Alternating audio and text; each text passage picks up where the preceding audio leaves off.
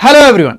बच्चों, जैसा कि आपने सबने थंबनेल देखा होगा, तो आज मैं बात करने जा रहा हूं नीट 2025 की कंप्लीट स्ट्रेटजी की। आपको पता है नीट 2024 हो चुका है, बहुत सारे बवाल हुए, बहुत कुछ उसमें हुआ और फाइनली उसका नतीजा कुछ नहीं निकला, -5 मार्क्स अलग हो गए साहब। आज हम बात करने जा रहे हैं 2025 में किन चीजों का ध्यान रखना, जितना इतना हाई स्कोर यानी कि 650 प्लस मिनिमम मान के चल रहा हूं, मिनिमम कह रहा हूं 650 प्लस आपको लाना पड़ेगा। यानी कि आप 700 प्लस का टारगेट बना के चलोगे तब 680 670 तक मार्क्स पहुंचोगे। तो उसके लिए किन चीजों का ध्यान रखना मैं कंप्लीट वीडियो में इसमें बताऊंगा। एक बात और ध्यान रखिएगा, ये वीडियो मेरे मन में आई इसलिए नहीं बना रहा हूं, बल्कि मैंने बहुत सारी एनालिसिस की है, बहुत सारे बच्चों से पूछा है, तब ये वीडियो बना रहा हूं कि उन्होंने कौन कौन सी गलतियां की है। इसके अलावा बहुत सारी वीडियोज भी मैंने यूट्यूब पे देखी, प्लस मैं खुद नीट की तैयारी कर चुका हूं, तो मुझे पता है कि क्या क्या गलतियां हो सकती। तो आज मैं आपको सब कुछ बताऊंगा यहां पे कि टाइम टेबल क्या रखना चाहिए, बुक्स कौन सी फॉलो करनी चाहिए, टेस्ट सीरीज के लिए कितना आपको सीरियस रहना है, social life, health, motivation, backlog, इन सारे मुद्दों पे बात करूंगा। यही सारी प्रॉब्लम जो साल भर तुम फेस करने वाले हो। बात समझ में आई? तो एक चीज और समझो, सबसे जो सबसे इंपॉर्टेंट बात है वो पहले समझो। देखो, अगर मैं 1 अगस्त से अप्रैल तक यानी पूरा अप्रैल कंप्लीट कर लेता हूं, पूरा अगस्त भी कंसीडर कर लेता हूं, तो लगभग 9 मंथ के आसपास है, ठीक है नहीं? अगस्त, सितंबर, अक्टूबर, नवंबर, दिसंबर, जनवरी, फरवरी, मार्च और अप्रैल, लगभग 9 मंथ है आपके आसपास। 9 मंथ का मतलब हुआ लगभग 270 दिन। और इधर तुम्हारे पास टोटल चैप्टर यानी कि फिजिक्स, केमिस्ट्री, बायोलॉजी के मिला के 72 है, अकॉर्डिंग टू जो एनटी का सिलेबस है उसके हिसाब से टोटल 72 चैप्टर्स हैं बच्चे। हां जी, अब 72 चैप्टर को 270 से अगर तुम डिवाइड करके देखोगे, 270 को 72 से डिवाइड करोगे तो नियर अबाउट एक चैप्टर पे 3 दिन मान लो, नियर अबाउट मान लो साहब, ठीक है नहीं? तो नियर अबाउट 3 दिन मान लो कि 3 दिन एक चैप्टर पे आ रहे हैं। एक चीज और सोचो, इसमें दिवाली भी आएगी, छुट्टियां लोगे, होली भी आएगी, किसी दिन पढ़ने का मन नहीं करेगा, हो सकता किसी शादी में चले जाओ, हो सकता वैसे तुमको डिस्टर्बेंस हो जाए। तो क्या तुम 270 के 270 दिन इफेक्टिवली पढ़ सकते हो? नहीं ना, थोड़ा बहुत तो कहीं ना कहीं कुछ ना कुछ तो माइनस करोगे। 250 मान लो, लगभग 250, यानी कि लगभग दिन ले दे के 2-3 ही मिल रहे हैं एक चैप्टर को। और अपने दिल पे हाथ रखो, अपने दिल पे हाथ रखो और खुद से पूछो, क्या तुम 2 दिन में कोई चैप्टर कंप्लीट कर रहे हो? पूछो ना।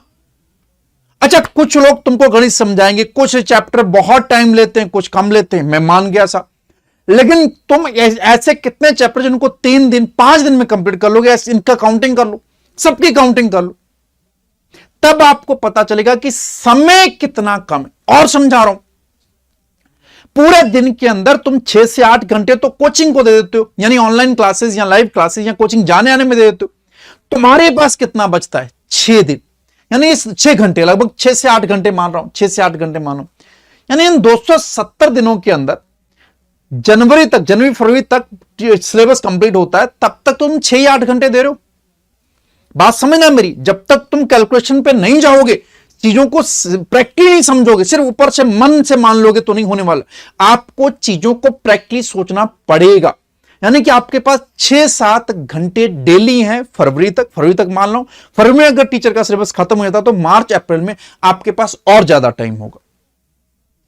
कुल मिला के मैं बस एक ही शब्द बोलना चाहता हूं, कुल मिला के एक ही शब्द बोलना चाहता हूं।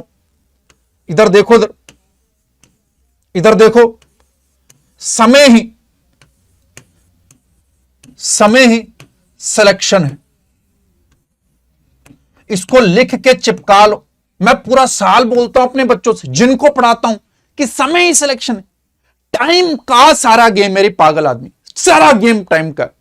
अगर मैं ध्यान सुनना, अगर क्लास 10th के बच्चा है, उसको मैं 2-4 चीजें सिखा दूं तो वो भी सीख जाएगा। हो सकता तुमसे थोड़ा ज्यादा टाइम ले ले। मैं किसी भी व्यक्ति को, चाहे वो कैसा भी हो, अगर उसको थोड़ा बहुत आता तो उसको मैं सिखाने पे आ जाऊं तो सिखा सकता हूं। यानी अगर मैं इन्फिनिट टाइम तुमको दे दूं तो मैं किसी का भी सिलेक्शन करा सकता हूं, अगर उसके पास इन्फिनिट टाइम। अगर आपके पास समय कम है, उसी में सिलेक्शन लेना, दैट्स द रियल प्रॉब्लम। यह बात पहले समझो। फिजिक्स कठिन है, केमिस्ट्री कठिन है या बायो कठिन है, बाद की बात है। बुक्स फॉलो करनी है, बाद की बात। बट समय ही सिलेक्शन है। जो टाइम के साथ सही खेलेगा वो सिलेक्ट हो जाएगा, जिसको समय के साथ खेलना नहीं हो पाएगा वो सिलेक्शन नहीं ले पाएगा। तो सबसे पहले इंपॉर्टेंट कौन है? टाइम। जो टाइम को बहुत चालाकी से, समझदारी से यूज करेगा वो सिलेक्ट हो जाएगा। सिलेक्शन कठिन या सरल तरीके से नहीं होता, सिलेक्शन आईक्यू से नहीं होता, सिलेक्शन थोड़ा सा समझदारी लगाने से, सही रास्ते से होता है। डायरेक्शन सही होनी चाहिए, आपकी डायरेक्शन सही होनी चाहिए, आपको किस डायरेक्शन में मूव करना और किस रफ्तार से मूव करना यह होना चाहिए, तभी आप अपने टारगेट पे अचीव कर पाओगे। अब जैसे समझो ना, मान लो ये टारगेट और ये तुम, थोड़ी देर के लिए मान लो ये तुम हो सा, अब तुमको इस टारगेट तक पहुंचना है, इस टारगेट तक पहुंचना है। अब ऐसा नहीं पहुंचने वाले कि यहां से भी पहुंच सकते हैं साहब, जाने को तुम इधर से भी जा सकते हो, ये देखो, जाने को तुम इधर से भी जा सकते हो, जाने को तुम इधर से भी जा सकते हो, बहुत सारे रास्ते हैं, ये देखो। मैं कतई नहीं कह रहा हूं कि सिलेक्शन नहीं लिया जा सकता, सारे रास्तों से सिलेक्शन लिया जा सकता है। अब देखा होगा कई बार ईयर्स बढ़ जाते हैं, 2 साल 3 साल 5 साल भी बच्चे तैयारी करते हैं। उसका कारण यह नहीं कि वो बच्चे गलत कर रहे हैं, बस उन्होंने रास्ता गलत चुना हुआ है। वो किसी की बात नहीं सुनना चाहते, वो बहुत परफेक्शन में एग्जिस्ट कर रहे हैं। वो चाह रहे हैं कि मेरा चैप्टर परफेक्ट हो जाएगा, मेरा सब्जेक्ट परफेक्ट होगा, मेरा सिलेक्शन तब होगा। बस यही गलती करने लगते हैं। जहां पे भी मन में कहीं ख्याल आ जाएगा ना तुम्हारी परफेक्शन का, समझ जाना तुम उसी दिन सिलेक्शन से दूर होने लगे। तो परफेक्शन कभी एग्जिस्ट नहीं करता है, ना करेगा। तो परफेक्शन के चक्कर में नहीं पड़ना है। कई बार मैं बच्चों को देखता हूं कि सर फिजिक्स में फील नहीं आ रहा है, फील आएगा सर, मजा आएगा सर, खूब सारा टाइम दूंगा तब मैं सिलेक्शन ले पाऊंगा। बस यही गलती कर दी, क्योंकि अगर तुमने फिजिक्स में फील लेने लगे तो सारा समय वो खा जाएगा। तो मैंने बच्चों को देखा है भाई साहब पूरा पूरा साल फिजिक्स ही पढ़ते रहते हैं या फिर सिर्फ केमिस्ट्री, उनको मजा आने लगता है। तो बेटा तुम सिलेक्शन लेने आए हो, this is the entrance exam, MCQ based entrance exam. इसमें क्वेश्चन भी वही होता है, बायो में खास करके बता रहा हूं, क्वेश्चन भी वही होता है, बायो में आंसर भी वही होता है। तुम्हें सिर्फ दिमाग लगा के टिक करना होता है, उन चारों में कोई सही करना होता है। तुमको रटने की जरूरत नहीं है, रटा वो रटे वो जिसको लिखना है, तुम्हें लिखना नहीं है, तुम्हें ढूंढना है। यही तो खेल है, गेम तो सारा यही का है। क्वेश्चन वही है, आंसर वही है, तुमको सिर्फ ढूंढना है, और ढूंढने के लिए थोड़ा एक्स्ट्रा चालाकी चाहिए। वही सिखा रहा हूं। इसीलिए तुम्हें कोई चैप्टर परफेक्ट नहीं करना, तुम्हें ऐसे सोचना है कि बस मैं कैसे भी करके इन चारों में ढूंढ लूं। बहुत सारी टेक्निक, बहुत सारी ट्रिक्स मैं क्लास में पढ़ाते टाइम बताता हूं कि बच्चे ये देखो यहां पे डाटा है रटने वाला, इसको रटते नहीं, अपन ऐसे कम घुमा लेते हैं जिससे हमें क्वेश्चन के करने के दौरान आंसर में ढूंढने में मदद मिल जाए। बस हमें नहीं आता बट हमने आंसर ढूंढ लिया, दैट्स मैटर। यही तीनों सब्जेक्ट में अलग अलग अप्रोच लगती है। फिजिक्स वाले टीचर फिजिक्स की अप्रोच, केमिस्ट्री वाला टीचर केमिस्ट्री की अप्रोच, और बायो वाला मास्टर बायो की अप्रोच सिखाता है। यही तुम्हें सीखना है कि हमें कुछ ऐसी अप्रोच लानी है जो एमसीक्यू के लिए चाहिए, not a subjective exam. This is not a subjective exam. ये दिमाग में कहीं डाल लो, हम 11-12 पढ़ के हमारे दिमाग कहीं सेट हो जाता है कि ये सब्जेक्टिव हमें लिखना है। अरे लिखना नहीं है, मुंडी में हो चाहे ना हो, बट ढूंढना आना चाहिए आंसर, दैट्स द। इसलिए परफेक्शन के चक्कर में मत पड़ना, तुम्हें बस थोड़ा थोड़ा आ जाए, बेसिक बेसिक आ जाए, आगे बढ़ जाना। क्योंकि नीट का लेवल बहुत गिर चुका है, बहुत बेसिक क्वेश्चन पूछ रहा है। कठिन करके करोगे क्या? सिलेक्शन नहीं होगा, बाद में मास्टर बन जाओगे। इसलिए सिलेक्शन लेना है तो मास्टर नहीं बनना है, तुम्हें सिर्फ बच्चे ही रहना, स्टूडेंट ही रहना, एंट्रेंस एग्जाम निकालना, मस्त एमबीएस में खूब दम लगा के पढ़ना, नहीं बनना मास्टर। तुम्हें फिजिक्स केमिस्ट्री में मास्टर नहीं बनना, सिर्फ सिलेक्शन लेना है। इसीलिए ज्यादा फील करने की जरूरत नहीं, आप सरफेस सरफेस से पढ़ के आगे बढ़ जाओ। विश्वास करो, आप सिर्फ सरफेस से आगे पढ़ जाओ, सिलेक्शन हो जाएगा। आपको मान लो अब आप थोड़ी देर के लिए मान लो कि तो आपको ग्रेविटेशन नहीं आता। अब कोई बच्चा कह रहा कि नहीं यार मैं ग्रेविटेशन एकदम फील करके पढ़ूंगा। अब उसने मान लो कि 5 दिन लेक्चर दिए और अगले 5 दिन तक उसने क्वेश्चन लगाया, उसको फील आ गया, एकदम क्वेश्चन एकदम बकवास आया मान लो, और वो क्वेश्चन जो आपको पता है फोर्स पे पूछ लिया उसने कहीं पे, ठीक है नहीं, कि मून पे किसी का वेट ही पूछ लिया आपसे, आपको जी वगैरह निकालना होता है, कुछ होता है ऐसा। तो कहने का सेंस पूछो, इतनी मेहनत बेकार हो गई। वो सिंपल सा क्वेश्चन था सरफेस, अगर वो कुछ थोड़ा थोड़ा बेसिक पढ़ लेता तब भी हो जाता। तो आपको कहां समय देना है, कहां समय नहीं देना, इसकी अकल होनी चाहिए, वरना आप सिलेक्शन नहीं ले पाओगे। यही मैं कहना चाह रहा हूं कि समय ही सिलेक्शन, जो समय का चालाकी से यूज करेगा वो सिलेक्ट हो जाएगा। तो आपको किसी परफेक्शन के चक्कर में नहीं पढ़ना, आपको बस उतना पढ़ना जितना सिलेक्शन के लिए रिक्वायर्ड। आपको उतना नहीं पढ़ना कि आप टीचर बन जाओ, आपको एकदम डेप्थ में नॉलेज, जो नहीं जरूरत है डेप्थ में नॉलेज की, किसी भी टॉपिक में डेप्थ में नॉलेज की जरूरत नहीं। सिर्फ एनसीईआरटी, बायो में तो सिर्फ एनसीईआरटी, केमिस्ट्री फिजिक्स में भी अगर तुम सिंपल सिंपल चीजें पढ़ते रहोगे, सिलेक्शन भर का एनफ है। वही आज समझाने आ रहा हूं। तो याद रखना क्या है बच्चे, समय सिलेक्शन है और परफेक्शन डज नॉट एग्जिस्ट। नहीं चाहिए परफेक्शन। मान लो तुमने पूरा साल भर सिलेबस पढ़ा और 30% सिलेबस तुम्हारा आखिरी में बच गया, नहीं पूरा हो रहा है, तो उस 30% में जो पीवाईक्यू आए हुए हैं उनको पढ़ लो, उनके आजू बाजू पढ़ लो। आप देखोगे आपका 20% से 25% सारे क्वेश्चन बन जाएंगे। 30% सिलेबस था, अब 30% सिलेबस में जितने क्वेश्चन आए उसमें से मैक्सिमम क्वेश्चन तुम्हारे बन जाएंगे। तो एक आधा कोई क्वेश्चन होगा जो बहुत हार्ड हो, उसके आने के चांस कम, वही बचेगा। Got my point. तो समय सिलेक्शन है, समय को बर्बाद नहीं करना, चालाकी से यूज करना है, और हमको बाकी कोई रास्ता यूज नहीं करना बच्चे। हमको सिर्फ और सिर्फ इस रास्ते को चुनना है, सिर्फ और सिर्फ इस रास्ते को, यानी कि सिर्फ डिस्प्लेसमेंट पे चलना है। आपको डिस्प्लेसमेंट फॉलो करना, रास्ते बहुत सारे वहां तक जाने के। जो इस डिस्प्लेसमेंट को फॉलो करेगा वो आसानी से और जल्दी सिलेक्शन ले लेगा, और जो भटकता रहेगा वो इधर उधर भटकता रहेगा। भटकने के बहुत सारे तरीके, टेलीग्राम भटका रहा है, बहुत सारी वीडियोज बन रही है वो भटका रही हैं कि ये पढ़ लो, वो पढ़ लो, ऐसे पढ़ लो, वैसे पढ़ लो। मैं बच्चे नहीं कह रहा हूं कि आप मेरी ही बात मानो, आपको जो अच्छा लगे वो परफेक्ट करो, मैं नहीं कह रहा हूं मेरी बात मानो, बट आपको ये बात तो समझनी पड़ेगी कि समय ही सिलेक्शन है। ठीक, आगे समझो।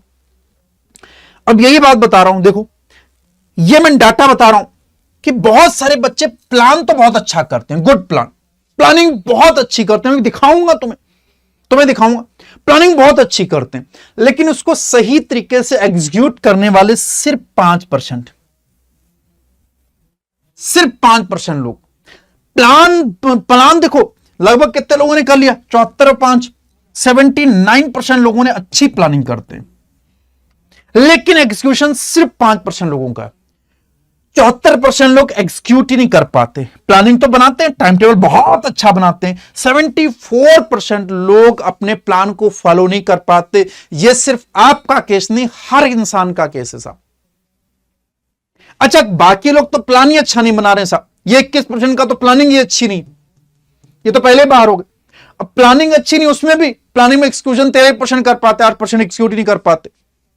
तो आपको प्लान बनाना नहीं है, उसको एग्जीक्यूट करना ज्यादा इंपॉर्टेंट है। ये देखो मैंने यही लिखा हुआ कि स्ट्रेटजी इंपॉर्टेंट, ये इंपॉर्टेंट है, प्लानिंग इंपॉर्टेंट है, but execution is everything. But execute करना आना चाहिए। आप अगर एग्जीक्यूट ही नहीं कर पाओगे, अगर आप उस प्लानों को फॉलो ही नहीं कर पाओगे, उसे आप रोड मैप दे ही नहीं पाओगे, तो कोई सेंस नहीं बनता उस प्लानिंग का। सर कहना क्या चाहते हो? बेटा प्लान वो बनाओ जो फॉलो कर पाओ, उस प्लान को बनाने की जरूरत ही नहीं जैसे फॉलो ना कर पाओ। आओ मैं दिखाता हूं। देखो मैंने तुम्हारे लिए प्लान बनाया हुआ है जिसे तुम तुरंत फॉलो कर लो। देखना चाहोगे? ये देखो साहब, मैंने आपके लिए प्लान बनाया हुआ है साहब। टाइम टेबल, सुबह 6 बजे उठ जाओ, 6:30 बजे तक ब्रश कर लो, 6:30 से 7 बजे तक लाइट ब्रेकफास्ट कर लो, 7 से 2 बजे तक क्लास कर लो ऑफलाइन या ऑनलाइन, 2 से 3 बजे तक लंच कर लो, 3 से 6 पढ़ लो बच्चे, 6 से 7 फिर से स्नैक और रेस्ट कर लो, और 7 से 12 पढ़ लो। इस तरह से आप लगभग 6-7 घंटे पढ़ लोगे बच्चे।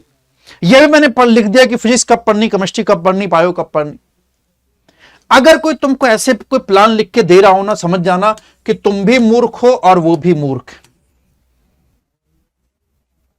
ये प्लान पहला नंबर तो प्रैक्टिकली नहीं, पहला नंबर तो प्लान ही प्रैक्टिकल नहीं जो मैंने बनाया हुआ।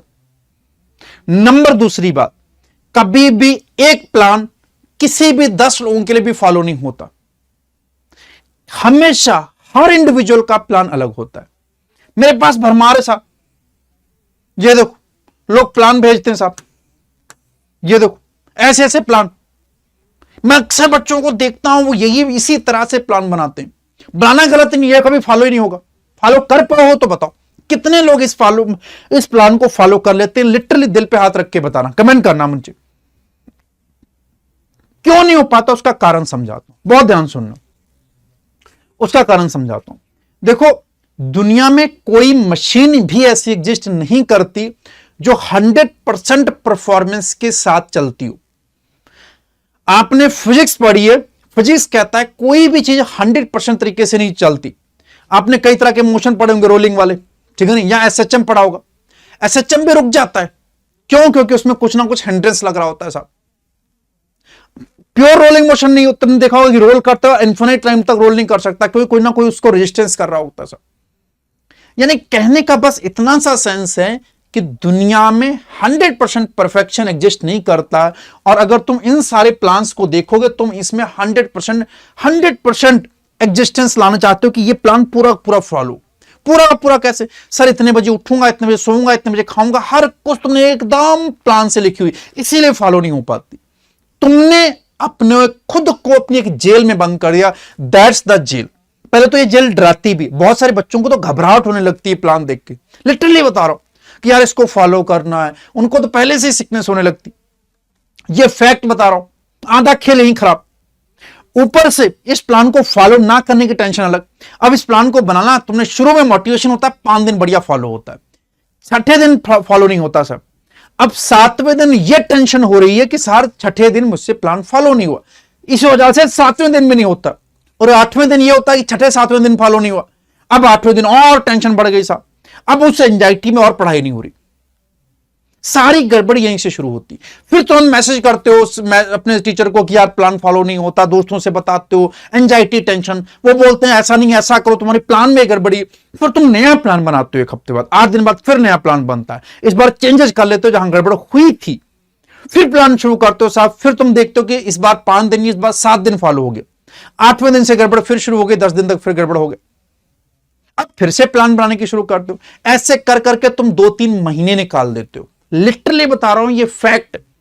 और समझदारी देखो, प्लान को बढ़िया सुंदर राइटिंग से लिखते हो, लिख के पर्ची बनाते हो साहब, उस पर्ची को चिपकाते हो, ये सब तुम करते हो। मत करो ये सब एग्जिस्ट नहीं करता, इन सबसे सिलेक्शन होने वाला नहीं है, मैं बता रहा हूं। आओ तरीका बताता हूं जो रियल है, जो एकदम बहुत तुम्हें स्मूथ है और तुम्हें डर नहीं लगेगा, अंदर तुमको बहुत रिलैक्स फील होगा। अपने माइंड को रिलैक्स रखा करो, ऐसे प्लान बना के अपने माइंड को स्ट्रेस मत दिया करो। हां, इन प्लान को देख के तुम और स्ट्रेस हो जाते हो। अब क्या प्लान बनाना है आओ बताता हूं, देखो सब लिखा हुआ, चिंता मत करना, इसीलिए बोल रहा हूं बहुत रियल बातें करूंगा, ऐसे बकवास करने नहीं आया हूं बच्चे, जो तुम करते हो गलतियां वही समझाने आया हूं, ठीक है।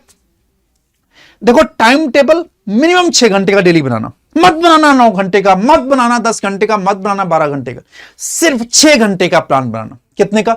6 घंटे का। सर 6 घंटे का क्यों? मान के चल रहा हूं 6 घंटे तुम क्लासेस कर रहे होगे ऑनलाइन या फिर ऑफलाइन, कहीं भी 6 या 8 घंटे।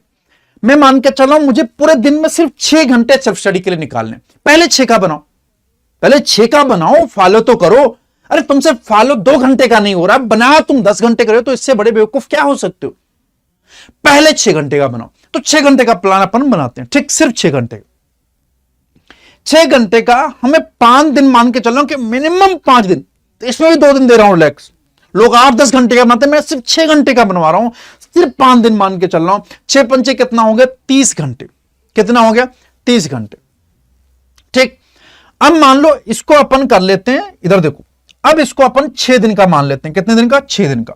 6 दिन के हिसाब से हो गया 36 घंटे पर वीक, ठीक, 36 घंटे मान लो। अब तुम मान के चलो कि मिनिमम, यहां मैंने मिनिमम 30 घंटे को माना, लेकिन तुम 36 घंटे को मान लो कि 36 घंटे मिनिमम 1 हफ्ते का तुम्हें आन निकालना है। तुम्हारी प्रोडक्टिविटी मिनिमम गिरी हुई हालत में 36 घंटे होनी चाहिए, मिनिमम मान के चलो। अच्छा तुम क्या मान के चलते हो? मैक्सिमम। तुम किस रेंज को फॉलो करते हो बच्चों? मैक्सिमम रेंज को। तुमने 12 घंटे का प्लान बनाया साहब, तुम्हारी औकात ही इतनी, इससे ज्यादा जा ही नहीं सकते थे। तुमने प्लान मैक्सिमम का बनाया था, मैं कितने का बना रहा हूं? मिनिमम का।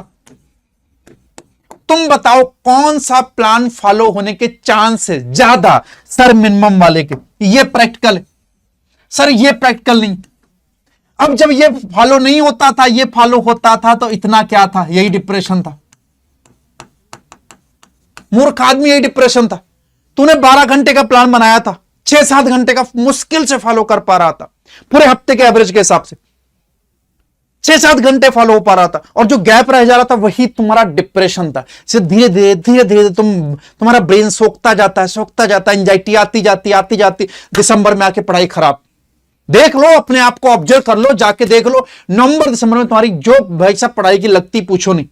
उस टाइम तुम फैल जाते हो, तुम्हें कुछ समझ नहीं आता है, तुम फिर प्लानिंग करने लगते हो अगले साल कहां कोचिंग करूंगा, ये मास्टर अच्छा नहीं था, वो मास्टर अच्छा नहीं था, ऐसा अच्छा नहीं था, वो अच्छा नहीं था, तबीयत नहीं खराब हुई, घर वालों ने पैसे नहीं भेजे, टेबल लैम्प काम नहीं करी थी, दोस्त से झगड़ा हो गया, सहेली नीचे पीछा छोड़ रही थी, बहुत सारे कारण ढूंढने लगते। उसका कारण ये, तो पहले नंबर तो भैया तुम्हें सिर्फ 6 दिन का प्लान बनाना है। मान लो तुम 36 घंटे एक हफ्ते में पढ़ते हो, कितने घंटे? 36 घंटे। तो इसको कहीं पे भी सेट कर लो कि मुझे सिर्फ 36 घंटे मिनिमम पढ़ना है, मिनिमम 36 घंटे। अब ध्यान सुनना, अच्छा 36 घंटे को फॉलो करना थोड़ा सा आसान है, थोड़ा आसान। अब तुमने 36 घंटे को फॉलो कर लिया, क्या अभी भी तुम्हारे पास बैंडविड्थ है? बिल्कुल है सर।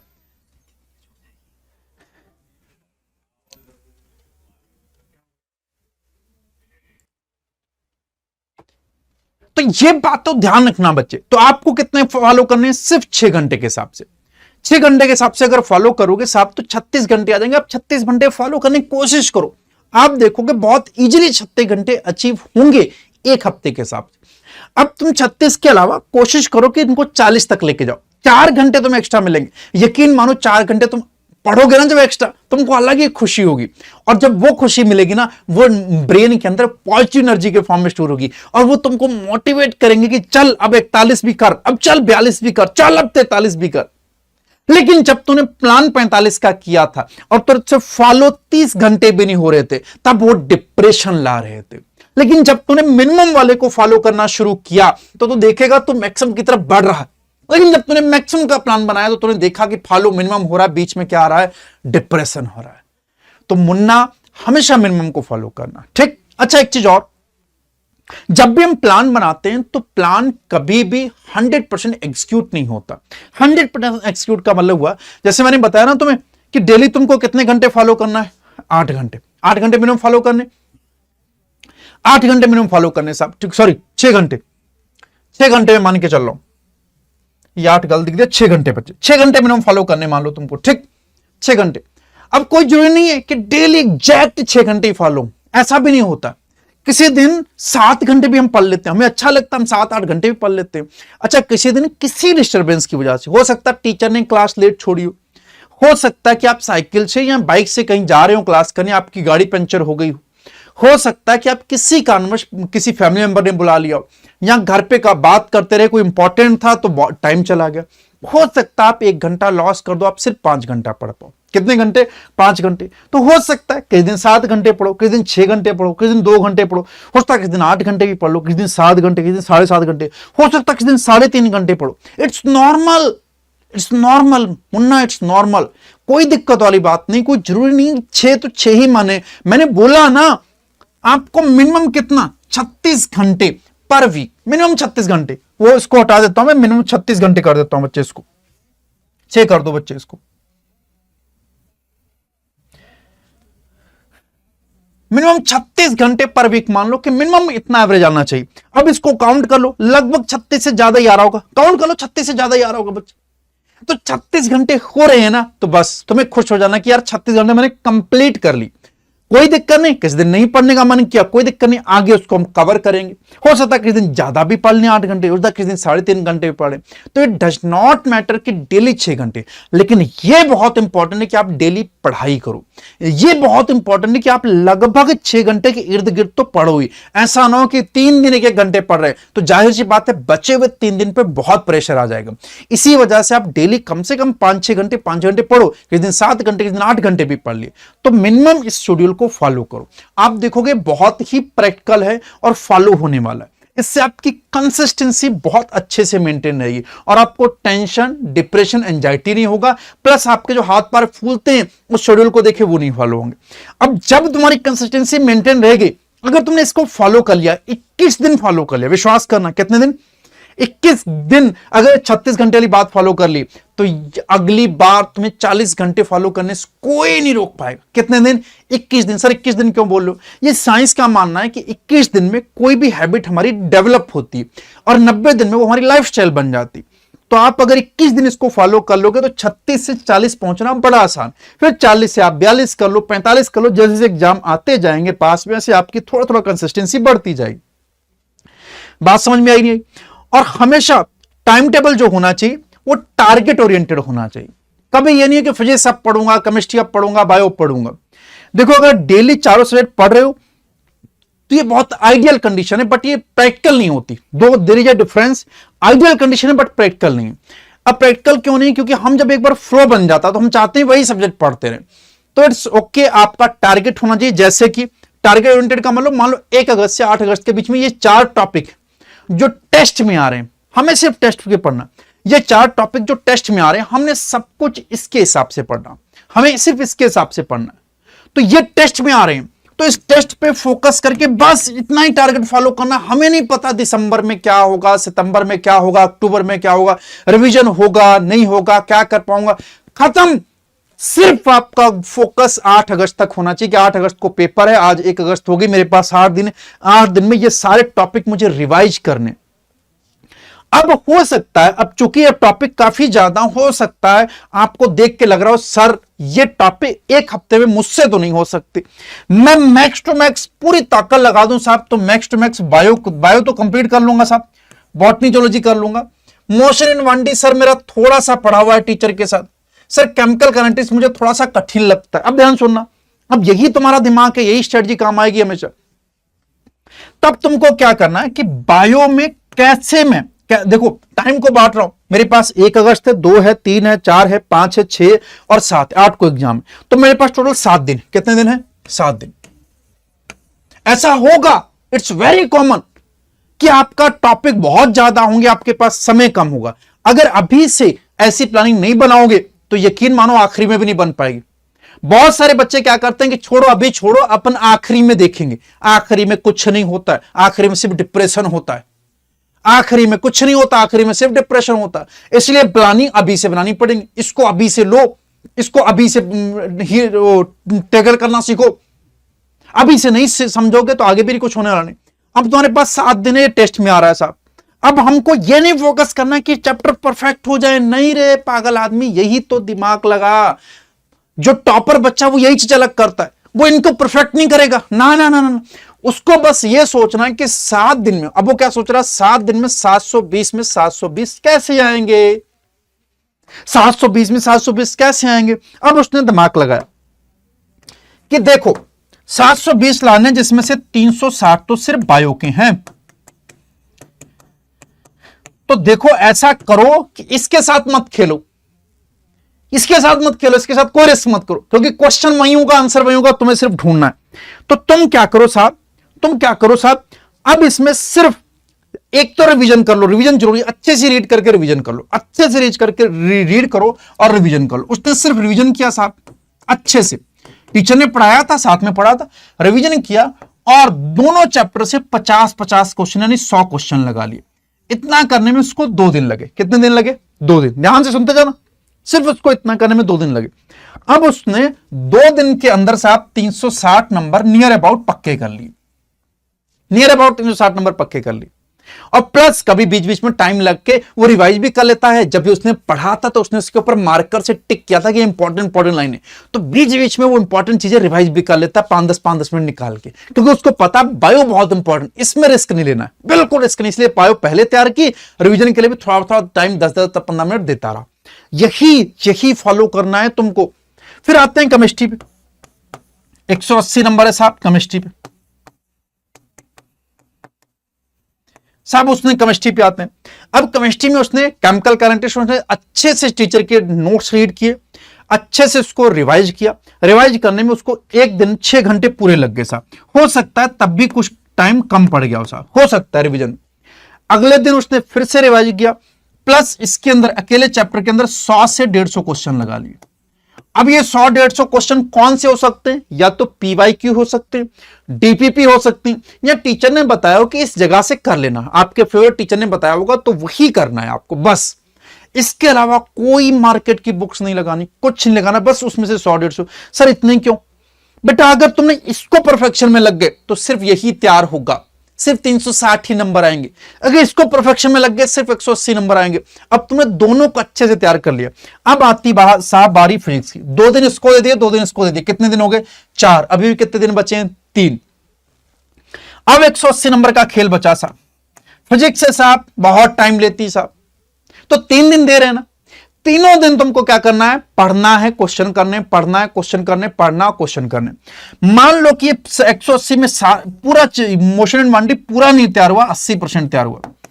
थोड़ी देर के लिए मान लो केमिकल काइनेटिक्स भी तुमने सिर्फ 90% तैयार किया, और बायोलॉजी भैया इसमें कोई रिस्क मान लेना, इसको तुम्हें 100% ही तैयार करना पड़ा। थोड़ी देर के लिए मान लो, ये मैं एक एवरेज बच्चे की बात कर रहा हूं, बच्चे बहुत सुपर डुपर टैलेंटेड नहीं, मैं अपने जैसे एकदम बैल, मेरे जैसे जो बच्चे मैं उनकी बात कर रहा हूं, कैसे चीजों को मैनेज करना। अब तुम्हारी प्रिपरेशन देखो, 100 ये, 90% ये, 80% ये, तो ओवरऑल प्रिपरेशन तुम्हारी 80 से ज्यादा है, 80 से ज्यादा है, 90% के आसपास तुम्हारी प्रिपरेशन है। अब तुमने अच्छा वहां बहुत मन लगा के पेपर दिया, दिल लगा के, और तुम्हारे 720 में, ध्यान सुनना, बायो में मान लो तुमने 2 क्वेश्चन गलत कर लिए, लगभग कितने क्वेश्चन गलत कर दिए, 2 क्वेश्चन, तब भी तुम्हारे 350 नंबर आ गए साहब, ठीक। केमिस्ट्री तुम्हारी 90% तैयार थी साहब, फिर भी मान लो तुमने इसमें भी 2 क्वेश्चन गलत कर दिए, ठीक। ध्यान से देखते जाना, अभी शुरू के टेस्ट 170 नंबर आए साहब। फिजिक्स में मान लो तुम्हारे सिर्फ 150 नंबर आए। आओ देखते हैं जरा कितने हो गए, 5 5 10, 10 और 7, 5 5 10, 10 और 7 17, तो एक बचा, 3 2 5 और 6। मार्क्स कितने हो गए, मार्क्स देखो कितने हो गए, तुम्हारे कितने आते हैं, ये मार्क्स एवरेज बच्चे के रहते हैं। क्यों रहते हैं, वो एक ही टॉपिक पढ़ के जाता है। क्यों पढ़ के जाता है, उसने शेड्यूल ही ऐसे बना रखा है। क्यों ऐसा करता है, सर उसको परफेक्शन लाना है, फील लाना है, एकदम झरझनाता फील आना चाहिए, और फील वाला पता नहीं किसने कीड़ा डाल दिया। फील के चक्कर में ना रहे मुन्ना, मास्टर बन जाएगा, डॉक्टर नहीं बन पाएगा, मान ले मेरी बात।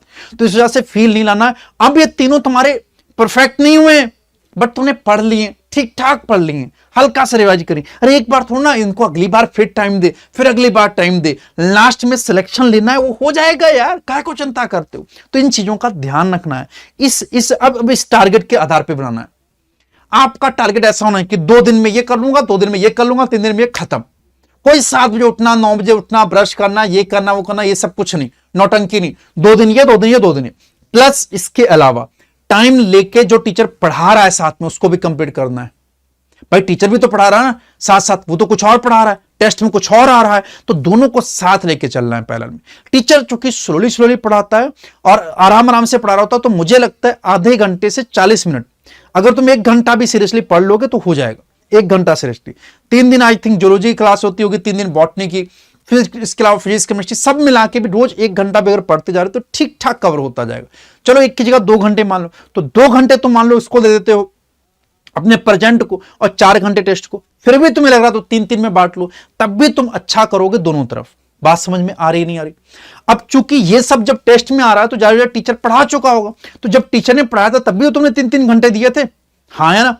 तो जाहिर सी बात तब भी तो थोड़ा बहुत रिवाइज हुआ होगा, तब भी पढ़ा होगा अच्छे से तब पढ़ लिया, रिवीजन अब कर लिया, तो चैप्टर तुम्हारा ठीक ठाक प्रिपेयर हो गया। मान के चल रहा हूं 70 से 80% तुम्हारी प्रिपरेशन हो चुकी, और ऐसे ही साल भर फॉलो करना, और आखिरी में फिर 2 बार और रिवाइज हो जाएगा, और तुम्हारा लास्ट में तुम्हें जो मिलेगा वो सच में सिलेक्शन होगा। हाँ मानो मेरी बात। तो मैं यही कह रहा हूं बच्चे, टाइम टेबल हमेशा जो बनाओगे टारगेट ओरिएंटेड बनाओगे, फ्लेक्सिबल होना चाहिए, पर डिसिप्लिन रहना आपको, ठीक है नहीं? ऐसा ना हो कि आप डिसिप्लिन ना रहो, आपको डिसिप्लिन फॉलो करना है, फ्लेक्सिबिलिटी होनी चाहिए। मस्ट हैव गैप्स, छोटे छोटे गैप्स रखा करो, ये आपकी बैटरी को चार्ज करता है। ये तुमको अभी महसूस नहीं होगा, जब डिप्रेशन आने लगेगा तब लगेगा कि ये बैटरी चार्ज करना कितना जरूरी था। ये इसको चार्ज कराना होता है, एग्जॉस्ट हो जाता है ये, ठीक।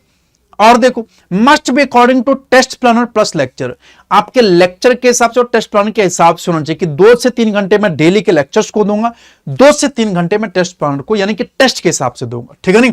तो मिनिमम स्टडी टाइम आपका मिनिमम 5 से 6 घंटे होना चाहिए, इससे कम नहीं बच्चे, इससे कम में फिर सिलेक्शन नहीं हो पाएगा। यह मिनिमम मान के चल रहा हूं, इससे स्टार्टिंग करो, बाद में धीरे धीरे तुम बढ़ा लो, ठीक है?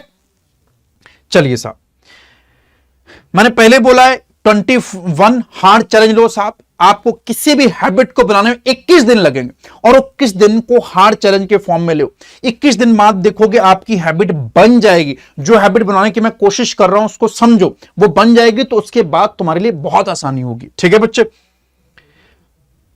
एक बात और याद रखना, प्रोडक्टिविटी कोई एक्सीडेंट नहीं होता है। आप दिसंबर में जो आपको रिजल्ट मिलेगा वो कंटिन्यूअस अगस्त, सितंबर, अक्टूबर, नवंबर की मेहनत से दिसंबर में मिलेगा। अगर आपने अगस्त सितंबर अक्टूबर नवंबर टाइम पास किया तो दिसंबर में आपके पास लप्पू झन्ना होगा, कुछ नहीं मिलने वाला, झुंझुना बजाना। तो अगर अगस्त सितंबर अक्टूबर नवंबर को सीरियसली फॉलो करोगे तभी दिसंबर में आपको प्रोडक्टिविटी मिल पाएगी। मैंने यही लिखा है, always the result of commitment to excellence, कि हमेशा टेस्ट में हम बेटर परफॉर्म करेंगे अगली बार। इंटेलिजेंट का सेंस ये कि थोड़ा सा दिमाग लगाना है, कैसे काम करना है, ये नहीं कि कुछ भी करे जा रहे हो। आपको समय का सही सदुपयोग करना है। समय सबके पास है, सिलेक्शन कोई कोई ले लेता है जो समय का सही यूज करता है।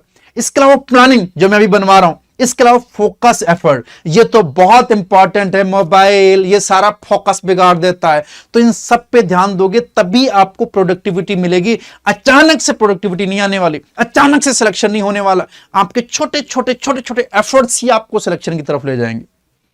ठीक है, और देखो साहब, कौन से बुक्स और नोट्स फॉलो करने।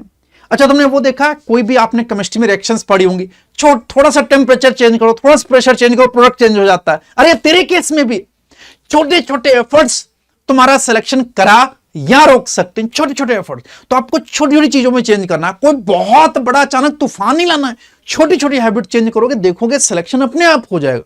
और छोटी छोटी क्या करनी वो सारी बता रहा हूं, एक एक चीज बहुत माइनर से बता रहा हूं मैं। आ जाओ, बुक्स प्लस नोट्स क्या क्या फॉलो करने, एक एक करके बात करता हूं। सबसे पहले बायोलॉजी की बात करता हूं। अब बायो में भी थ्योरी है प्लस क्वेश्चंस करने हैं तुमको साहब। थ्योरी के लिए सिर्फ और सिर्फ एनसीईआरटी फॉलो करो। एनसीईआरटी के अलावा कुछ नहीं। जब आ ही नहीं रहा तो क्या बता दूं बच्चे, अगर एनसीईआरटी के अलावा कुछ और पढ़ रहे हो तो तुम अपना और मास्टर दोनों का समय बर्बाद करो। ठीक है नहीं, तो इसलिए हमें एनसीईआरटी के एक्स्ट्रा कुछ नहीं पढ़ना है। हाँ, हो सकता है थोड़ा बहुत पढ़ाया जाए तो उतना बहुत पढ़ लो, बट उसको बहुत समय मत दो, बहुत रिवाइज मत करो। आप एक बार रीड कर सकते हो। ठीक है बच्चे, अगर तुम मान लो कि मन में आता है सर कोई क्वेश्चन आ गया, तो बहुत सारे बच्चे पूछते हैं सर ऐसा 2 क्वेश्चन आ गए, तो बेटा 2 क्वेश्चन मान लो उनको पढ़ने के, तो जिसका तुम्हें कोई आइडिया नहीं कि कहां से आएंगे, उनको तुम्हें तैयार करने के लिए कम से कम 2 एनसीईआरटी भर का कंटेंट पढ़ोगे। अब जब 2 एक्स्ट्रा एनसीईआरटी का कंटेंट पढ़ लिया तो जो तुम्हारी अपनी एनसीईआरटी तो कहीं ना कहीं कमजोर रह जाएंगे। पता चला वो 2 क्वेश्चन तो आए नहीं, हमारी जो अपनी एनसीईआरटी के 4 क्वेश्चन जरूर गलत हो गए। तो अपने ही क्वेश्चन ना गलत हो उस पर फोकस करो। बैल आदमी, तुम वही नहीं सही कर पा रहे हो तो सबसे पहले अपनी एनसीईआरटी तैयार हो जाए, यही काफी। तो सबसे पहले अपनी एनसीईआरटी फॉलो करो। नोट्स वहीं पे एनसीईआरटी के ऊपर ही बच्चे क्वेश्चन लिखते जाओ, वहीं पे अपनी थ्योरी लिखते जाओ। अगर कोई टीचर नोट्स बनवा रहा है तो स्ट्रिक्टली एनसीईआरटी बेस्ड होने चाहिए। जैसे कि मैं जब अपने जज्बा बच्चों को पढ़ाता हूं, जज्बा बैच के बच्चों को पढ़ाता हूं, तो उसमें सारा फोकस एनसीईआरटी पे करता हूं। मेरे नोट्स स्ट्रिक्टली एनसीईआरटी बेस्ड होते हैं। जज्बा बैच इस टाइम चल रहा है बच्चों, आप उसमें एनरोल कर सकते हैं, उसमें पढ़ सकते हैं। जस्सी कोड लगाइएगा और 2000 रुपए में आपका बैच हो जाएगा, 40% ऑफ हो जाएगा। तो उसमें मैं स्ट्रिक्टली एनसीईआरटी बेस्ड नोट्स बनवाता हूं, आप जाके देख सकते हैं, चेक कर सकते हैं। अब देखो, अब बात रहेगी बच्चे क्वेश्चन। तो ये तो समझ आ गया सिर्फ एनसीईआरटी या फिर टीचर के एनसीईआरटी बेस्ड नोट्स। अब क्वेश्चन के लिए डीपीपी जनरली मैंने देखा है, आप कोचिंग्स में अच्छी डीपीपी मिलती है, आप डीपीपी क्वेश्चन करिए। चाहे कोई से भी इंस्टीट्यूट से पढ़ रहे हैं, कोई भी नेशनल ब्रांड का इंस्टीट्यूट है, तो उसमें देखेंगे आपको कोचिंग के आपको डीपीपी मिलती है। जैसे हमारे जज्बा बैच में बच्चों को हम डीपीपी दे रहे हैं, स्ट्रिक्टली एनसीईआरटी बेस्ड दे रहे हैं, तो वो एनसीईआरटी बेस्ड होती है, उसमें अच्छे क्वेश्चन दिए जाते हैं, 50-50 क्वेश्चन के आसपास, वो एनफ होते हैं। इसके अलावा आप पीवाईक्यू कर लो, ये 2 कर लोगे। बायो में और ज्यादा करने की जरूरत नहीं है, मेरी अपना मानना कि बायो में और रिक्वायरमेंट नहीं है। बट कुछ लोग नहीं मानते, सर कुछ और बुक बता दो, कुछ और बुक बता दो। तो देखो, मैंने मॉड्यूल के आगे भी क्वेश्चन मार्क लगाया। अगर आप एकदम फ्रेशर है, आपने बायो आज तक ढंग से नहीं पढ़ी, तो आप मॉड्यूल को फॉलो करें, मॉड्यूल को क्वेश्चन लगाएं। बट मॉड्यूल के जब क्वेश्चन लगाओगे तो समय बहुत चला जाएगा, आपके पास बहुत समय नहीं बचेगा।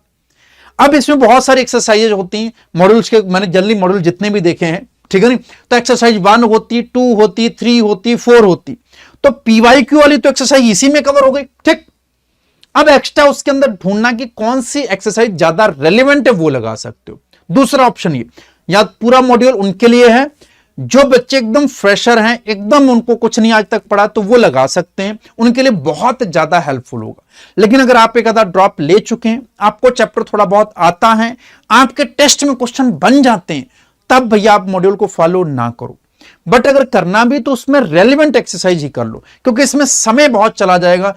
हमको इस बार क्वांटिटी ज्यादा चाहिए, बहुत क्वालिटी नहीं चाहिए। क्वेश्चन उस लेवल का नहीं आता, क्वेश्चन बहुत लल्लू आता है तो हमें बहुत कम क्वेश्चन करके भी काम चल जाएगा।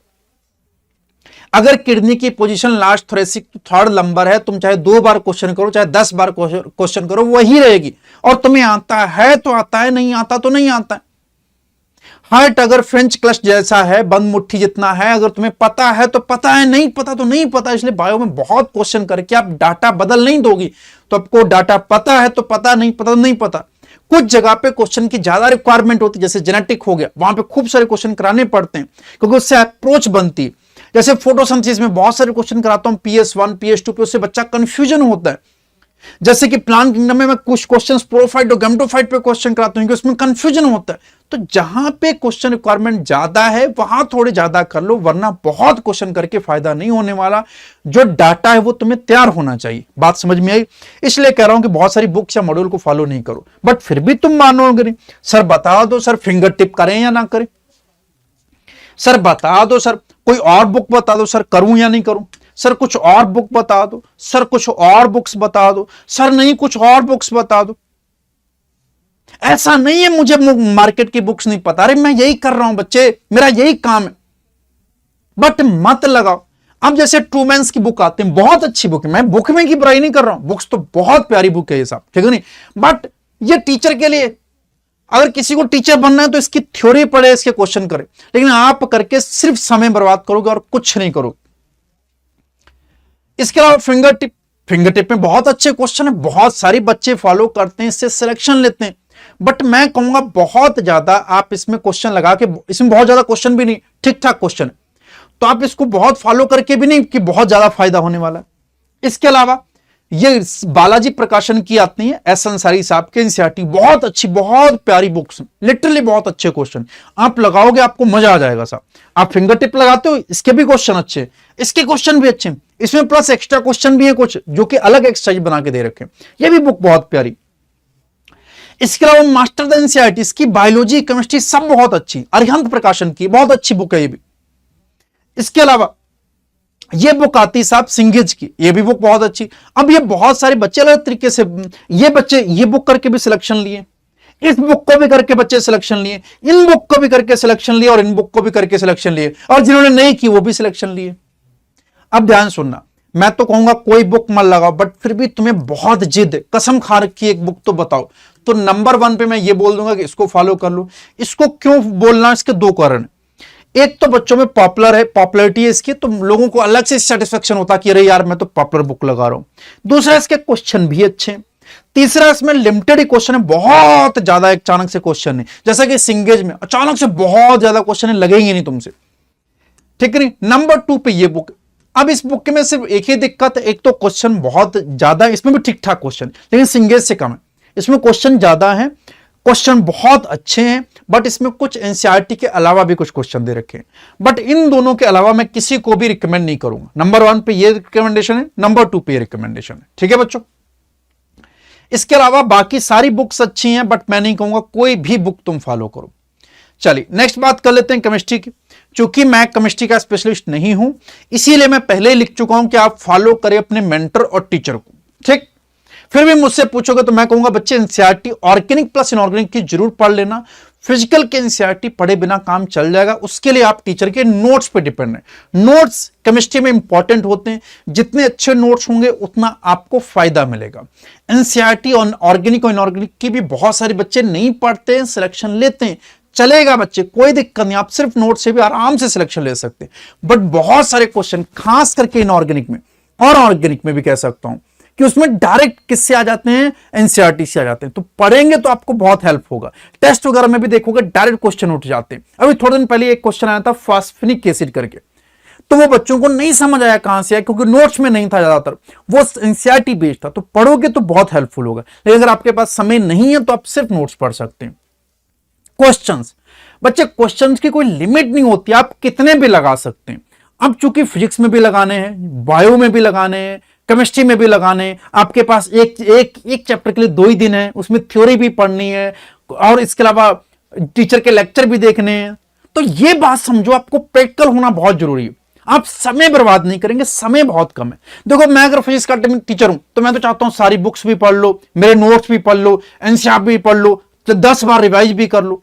मैं केमिस्ट्री का हूं, मैं भी यही चाहूंगा, बायो का भी यही चाहेगा, टीचर तो सभी ही चाहते हैं, बट तेरे पास समय नहीं ना यार, तो तेरे को थोड़ा चालाक बनना पड़ेगा। मास्टर तो सब कह रहे हैं, जिस मास्टर को मिलोगे डीपीपी कर ली बेटा, मॉड्यूल कर लिया बेटा, क्वेश्चन कर लिया बेटा, रिवीजन कर लिया। अरे बच्चा कहां जाए, उससे कहां से हो रहा है। तो ये बात समझ तू, टीचर तो सब चाहता है, बट तेरे को अपना दिमाग लगाना है। अरे सब करके तो हर कोई सिलेक्शन ले सकता है, जो कम चीजें, क्वालिटी वाली चीजें जो रेलिवेंट है एग्जाम के लिए, वो पढ़ेगा, उसका सिलेक्शन होगा। तो तेरे को क्वालिटी क्वेश्चन करने, क्वालिटी क्वेश्चन कहां मिलेंगे बच्चे? मॉड्यूल के अंदर। मॉड्यूल में तुझे ज्यादा क्वेश्चन लग रहे हैं तो टीचर से पूछ ले, सर कौन कौन सी ज्यादा इंपॉर्टेंट एक्सरसाइज है, मैं पहले वो कर लूं, अगर मुझे टाइम मिलेगा तो बची हुई एक्सरसाइज मैं कर लूंगा। तो ये कर सकता है बच्चे, ठीक। डीपीपी जनरली ये बहुत अच्छी होती है, सारी नेशनल ब्रांच में दी जाती हैं, सभी कोचिंग में मिलती है बच्चे। डीपीपी कर सकता है, इसमें अच्छे क्वेश्चन होते हैं, लेटेस्ट पैटर्न के हिसाब से क्वेश्चन होते हैं। इसके अलावा पीवाईक्यू, ये तो मस्ट है साहब, बिना पीवाईक्यू तो कुछ भी नहीं, चाहे फिजिक्स हो, चाहे केमिस्ट्री हो, चाहे बायो। पीवाईक्यू 2013 से इधर के लगाइएगा, 2013 से पुराने मन लगाइएगा, 2013 से इधर के लगाने बस, ठीक। 10 साल के 2013 से 24 तक ले देके 11 साल के होंगे, ठीक है नहीं। फिर बाद में मैंने देखो मार्कर्स पे बुक पे लगा के टिक्का लगा दिया, कट्टा लगा दिया। अब फिर भी नहीं मानोगे, सर कुछ तो बताओ, कुछ तो बताओ, ऐसे कैसे? तो बेटा जेई मेंस के क्वेश्चन लगा सकते हो, पिछले 5 साल के जेई मेंस के क्वेश्चन लगा लो, आपको देखोगे लिटरली बहुत अच्छे क्वेश्चन आते हैं, एकदम दिमाग घूम जाएगा, एकदम बढ़िया, तुम्हारा सच में कॉन्सेप्ट सेट होगा। इसके अलावा प्लस ये कोशिश ये करना कि बहुत कठिन हो तो छोड़ देना, लेकिन जेई मेंस के लगा सकते हो। एडवांस के नहीं कर रहा हूं, सिर्फ मेंस बोल रहा हूं, जेई एडवांस के नहीं, सिर्फ मेंस के बोल रहा हूं, इसके क्वेश्चन लगा लो, अच्छे क्वेश्चन। और जेई मेंस के बहुत सारे question as it is NEET में रिपीट होते हैं, तो इनको लगाओ, इनको लगाओ, और किसी बुक की जरूरत नहीं। बट फिर भी नहीं मानोगे, सर कोई तो मार्केट बुक बता दो, ऐसे कैसे, पाप पड़ेगा। ये देखो बहुत फेमस बुक्स, बहुत फेमस बुक्स हैं, बहुत अच्छी बुक्स हैं, उम्दा क्वालिटी के साथ। Physical chemistry Narendra Awasthi Balaji Prakashan, organic chemistry MS Chauhan Balaji Prakashan साहब, इसके अलावा इनऑर्गेनिक केमिस्ट्री बालाजी प्रकाशन। मैं वो सारी बुक्स बता रहा हूं बच्चे जो नीट के बच्चों के लिए रेलिवेंट हैं और मार्केट में मिलती हैं साहब, है ना। बहुत सारी और भी बहुत सारी बुक्स हैं, बट वो रेलिवेंट नहीं है या तो मार्केट में मिलती नहीं साहब। तो ये बुक्स हैं साहब बहुत अच्छी, बट इसमें से एक को भी फॉलो करोगे सिलेक्शन नहीं होने वाला। बहुत क्वेश्चन, और इतने प्यारे क्वेश्चन है, इतने डेप्थ में क्वेश्चन है कि इनको लगाओगे तो भूल जाओगे केमिस्ट्री साहब। हाँ, टीचर बनना है, इनको लगा लो, आप मस्त टीचर बनोगे, नीट के जबरदस्त टीचर बनोगे अगर आप इनको लगा लो। नहीं बच्चे, इसको नहीं लगाने, यही तो कह रहा हूं, क्वेश्चन उससे लेवल के आते ही नहीं है, तो प्लीज इनको मत फॉलो करना मुन्ना, सारा फोकस अपने टीचर की बातों पर करना। इसके अलावा केमिस्ट्री की ये आती है साहब, अरिहंत की आती है साहब, ठीक है नहीं, मास्टर द केमिस्ट्री, ये भी आती, बट मैं फिर बोलूंगा कि बुक्स को ज्यादा फॉलो मत करना।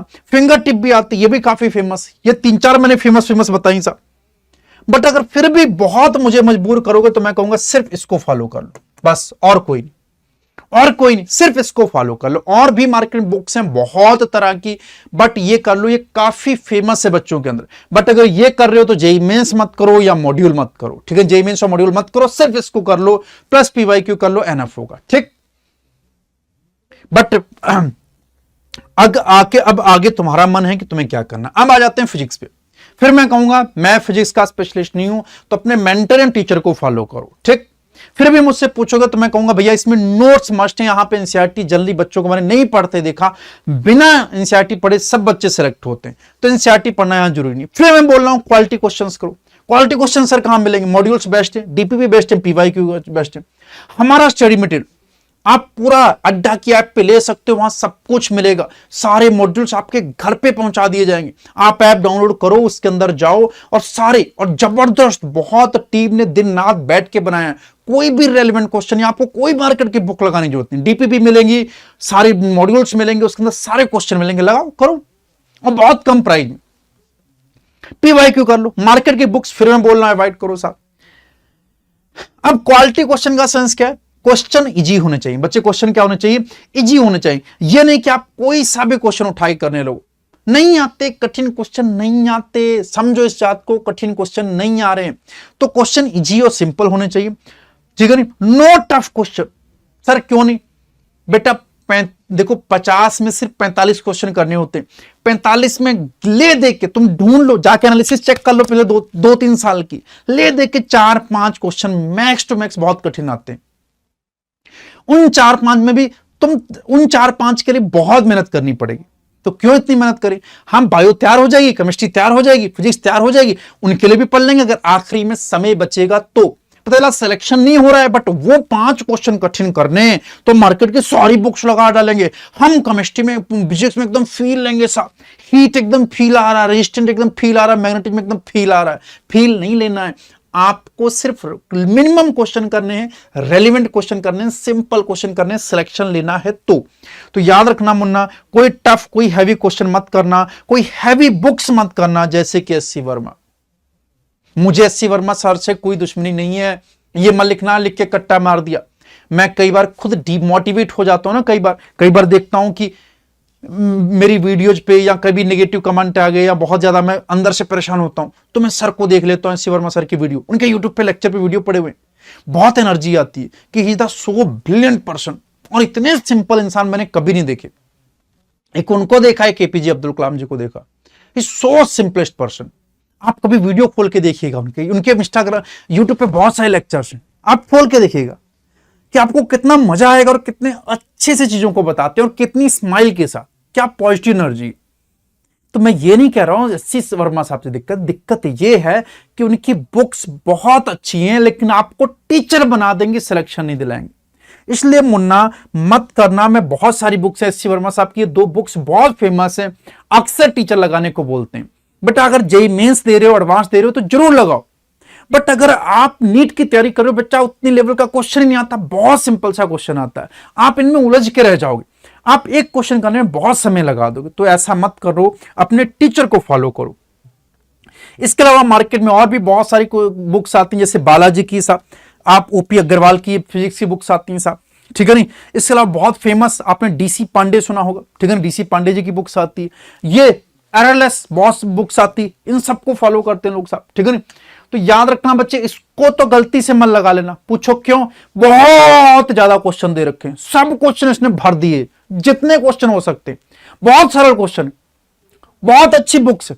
फिजिक्स अगर सीखनी तो बहुत अच्छी बुक्स है, बट नहीं यार, समय नहीं है उतना, यही तो समझा रहा हूं, समय नहीं है।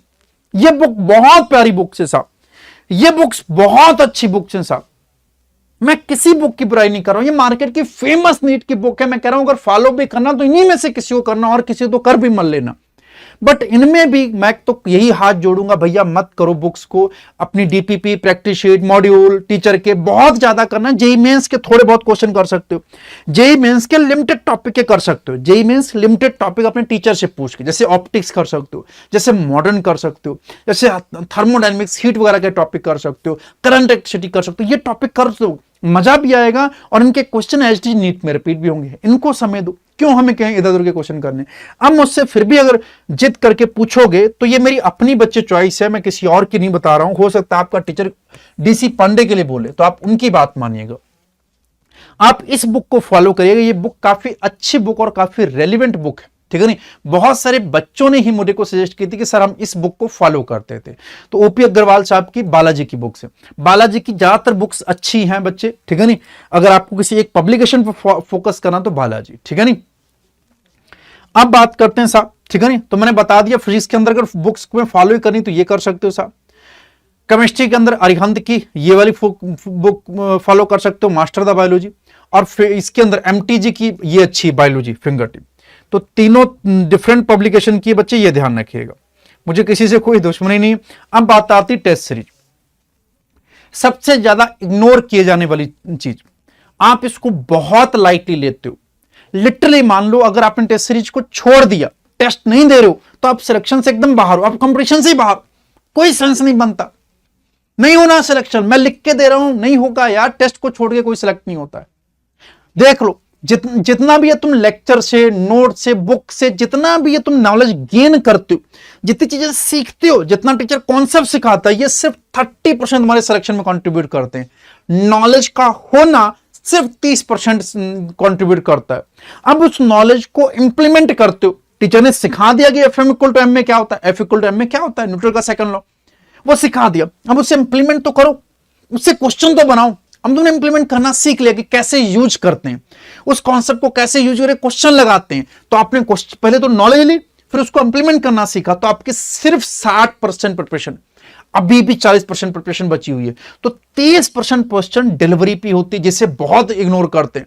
बहुत सारे बच्चे थोड़े नहीं, उनके पास नॉलेज भर भर की होती है, उनको इंप्लीमेंट करना भी आता, लेकिन वो डिलीवरी नहीं कर पाते। अक्सर मैंने बच्चों को देखा है कि सर पढ़ा बहुत था, आता बहुत था, पता नहीं कैसे पेपर में नहीं हो पाया। सर पेपर में नहीं कर पाया, बाकी मुझे आता बहुत था। अरे आता था तो पेपर में क्यों नहीं कर पाए? क्योंकि तुमने टेस्ट पे फोकस नहीं किया। टेस्ट पे फोकस करते तो डिलीवरी समझ में आती। ये डिलीवरी बहुत अलग होती है इन सब चीजों से। तो डिलीवरी जो होती है 30% फोकस पे, यानी कि टेस्ट सीरीज। तो बच्चे इस 30% सिलेक्शन को रोकती साहब। ये सिलेक्शन रुकने का बहुत बड़ा कारण ये है, जो बच्चे बहुत मेहनत करते नहीं सिलेक्शन होता, तो उनका कारण यही है। जब मुझसे बच्चे पूछते हैं सर 600 मार्क्स आ रहे हैं इस साल, सिलेक्शन नहीं हो रहा, क्या करूं? तो मैं बोलता हूं दबा के टेस्ट दो, खूब सारे टेस्ट दो, क्वेश्चन लगाओ, थोड़ा तो रिवीजन करो, टेस्ट, खूब सारे क्वेश्चन लगाओ और दबा को टेस्ट दो। 10% सर कहां रह गया? सर ये तो 90% हुआ। बच्चे 10% सोना बाबू को टाइम नहीं देते हो? सोना बाबू को खाना खा लिया कि नहीं खा लिया, ठीक है, नहीं कब आओगे, बात समझ लो नहीं। तो वो 10% वहां जाता है। अपने दोस्तों को टाइम दे रहे हो, क्या कर रहे हो, तुम्हारी इमोशन, तुम्हारी लाइफस्टाइल, वो सब डिसाइड करती। वो भी तो डिसाइड करेगी। हो सकता है 30% हो जाए बच्चे, ये सब ऐसे रह जाए, हो सकता है 90% हो जाए, हो सकता है ये 50% हो जाए, सबके लिए अलग अलग। ये मैंने एक रफ डाटा लिया सा। तो ये सब सिलेक्शन डिसाइड करते हैं बच्चे। इसलिए गलती से भी टेस्ट सीरीज को कभी भी इग्नोर ना करिएगा।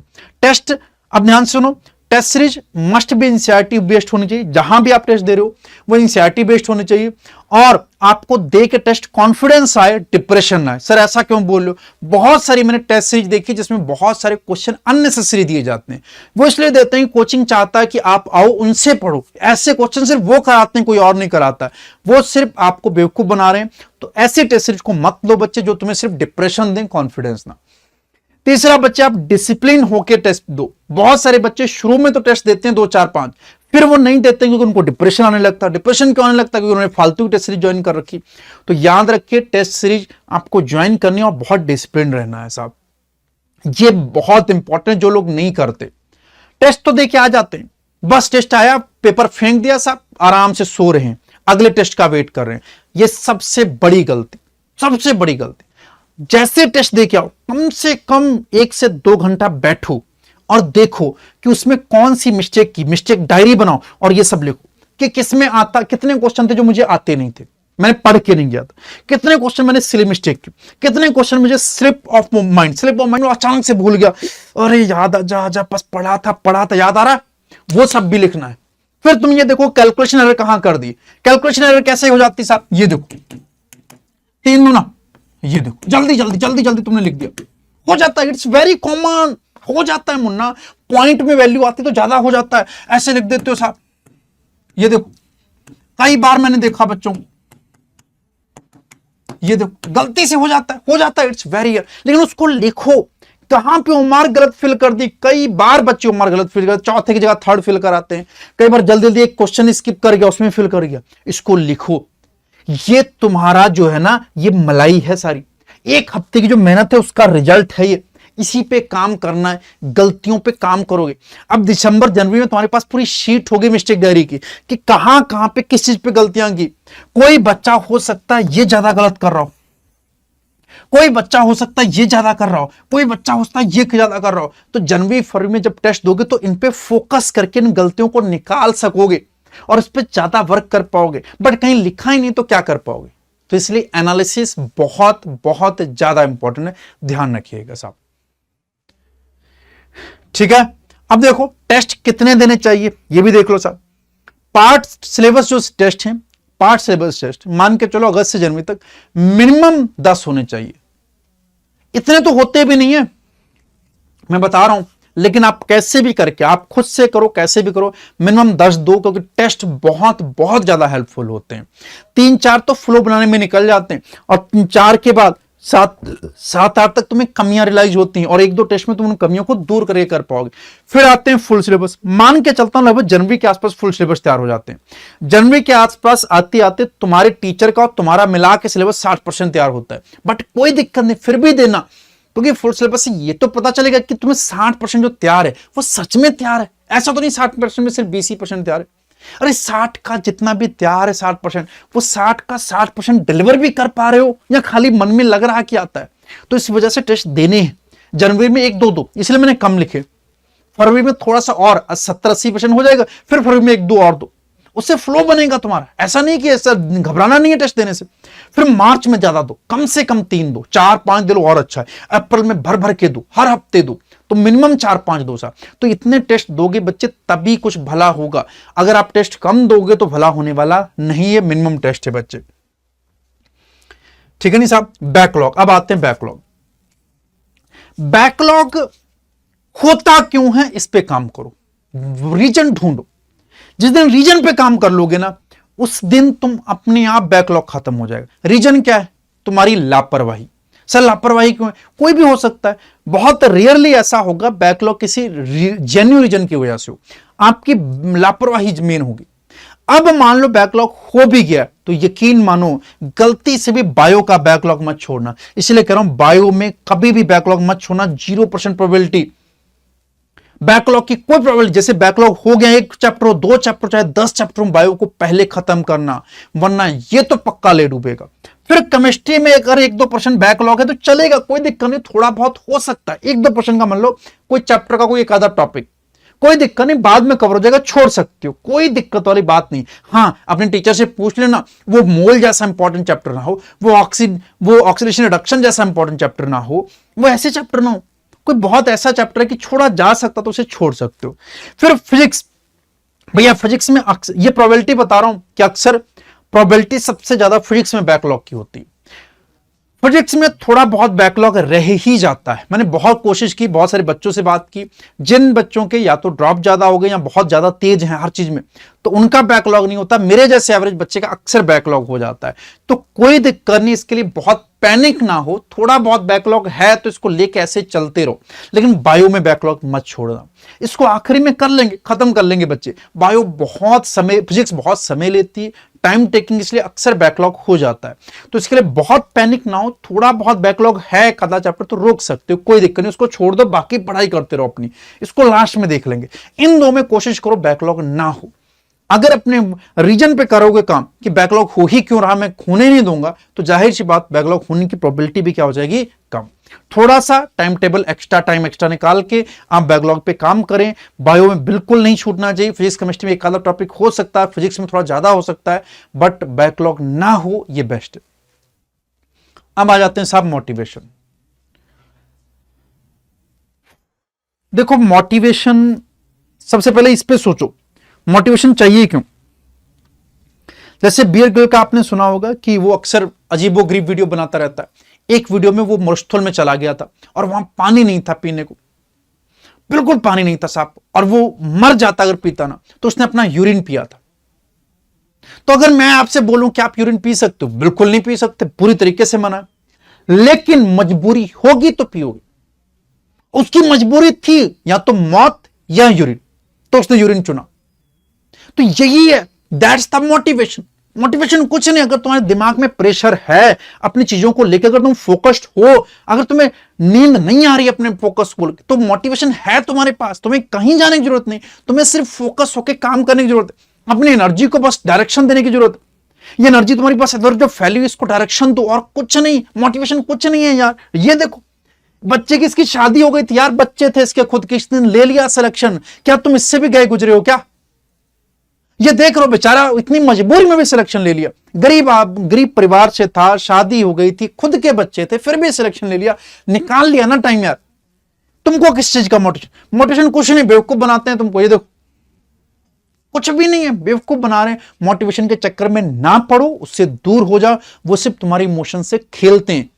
एक आदमी गया, कुएं से पानी भर के लाया, उसने जोर से खींचा, वो कितना दर्द में था पर फिर भी जोर लगा रहा था। आप किसी मोटिवेशनल वीडियो में देखो, वो जोर जोर से चिल्लाएगा और पीछे म्यूजिक लगाएगा और बहुत चीजों को एक्सप्लेन करेगा, तो लगेगा जैसे मोटिवेट कर रहा, कुछ नहीं, बकवास है वो।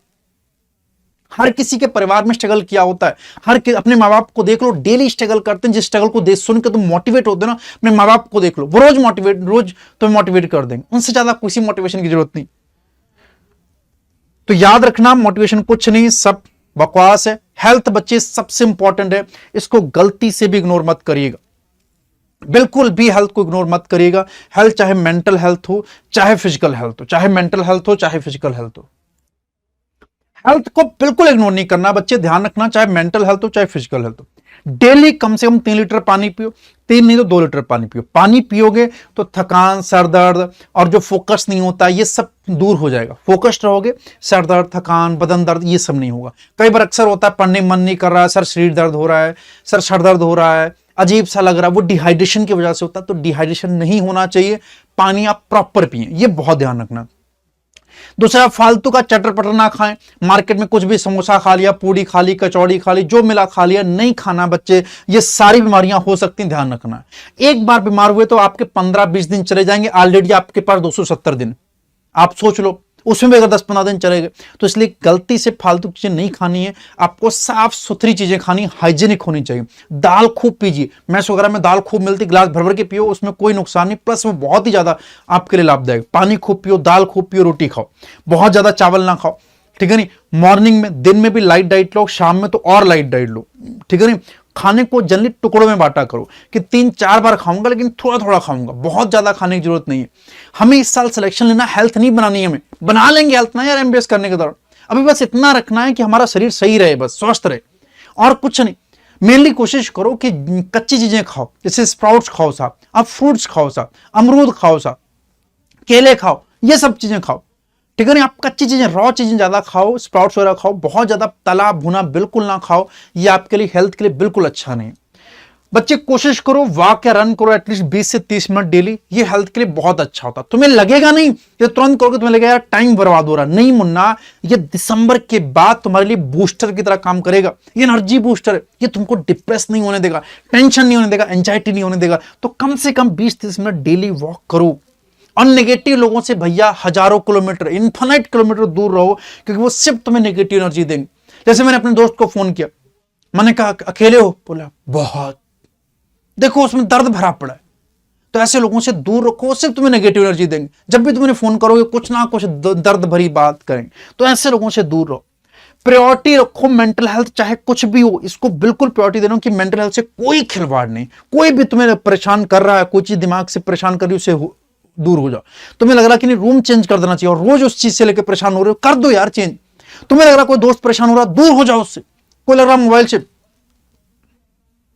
ठीक है नहीं, कोई लग रहा मोबाइल से वो हो रहा है। बच्चे अगर मैं मोबाइल फोन की बात करूं तो मोबाइल फोन 70% ज्यादा प्रॉब्लम की जड़ यही है, 70% ज्यादा प्रॉब्लम की जड़ ये बच्चे। तो इससे दूर रहो साहब, इसको सिर्फ पर्पसफुल मीनिंग से यूज करो। आप मोबाइल फोन को सिर्फ पर्पसफुल मीनिंग से यूज करोगे, Instagram, games, candy crush, crush नहीं है बच्चे, कैंडी क्रश था पूरा, ठीक है नहीं, सोशल प्लेटफॉर्म, एडल्ट कंटेंट, इन सबसे दूर हो जाओ। ये तुम्हारी मेंटल हेल्थ के लिए बहुत ज्यादा खतरनाक बच्चे, इनसे बिल्कुल दूर हो जाओ। मोबाइल फोन को सिर्फ लिमिटेड नंबर ऑफ पीपल तक ही दो। अपना mobile number limited number of people दो कि किससे बात करनी, कोई नेगेटिव इंसान को फोन बात मत करो, किसी फालतू के रिलेटिव से बात मत करो, जो लोग सही से बात कर रहे हैं उन्हीं से बात करो। प्लस पॉजिटिव पर्सन से ही लोगों को अपना मोबाइल नंबर शेयर करो।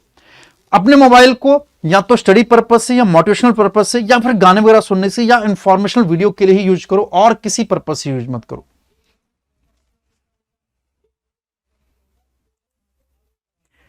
देखो मोबाइल फोन को लेके मैं क्यों बोल रहा हूं बच्चे, देखो मोबाइल फोन से सारी जड़ें तुम्हारी मोबाइल फोन से शुरू हो रही, ये भी ध्यान रखना। एक बार मोबाइल फोन तुम्हारा खुलता है साहब, तुम ले रहे थे लेक्चर, अचानक से नीचे एक वीडियो आ गई, अब ब्रेकिंग न्यूज में सनसनी खबर लिखी हुई कि सनसनी खेज खबर कोई ऐसी जिसने तुम्हारी हार्मोन ट्रिगर कर दी। अब तुमने उस पर क्लिक किया, पता चला कोई खबर नहीं, खाली बकवास हो रही थी साहब।